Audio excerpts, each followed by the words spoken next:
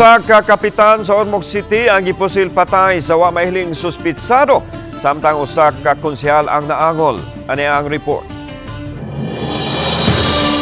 Gipusil patay ang usa ka bagong napiling barangay kapitan sa Barangay Catmon, Ormoc City nga si Patricio Laude. Base sa report sa kapulisan, samtang nagtambay gawa sa usa ka tindahan sa Purok 2 si Laude, usa ka motorsiklo ang mihunong siya tungod ni atong Biyernes pasado alas 7 sa gabi. Naangol sa insidente ang barangay konsehal nga si Christopher Casimong kisa daling gidala sa tambalanan. Matod sa mga nakakita, mikanaog ang gunman og nipalit pa kini og sigarilyo og niduol sa gilingkuran ni Laude og dayong pusil sa biktima.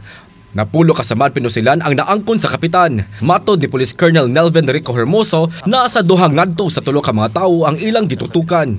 We're looking into 2 to 3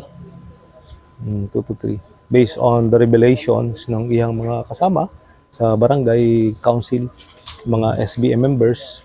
Dugang pa ni Rico Hermoso, tulo ka motibo ang ilang gisusi sa pagpatay kang Laude. We are looking into two possible motives.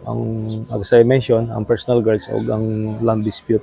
Kaya na may mga issue about sa yuta, there is a barangay Catmon nag-iayo.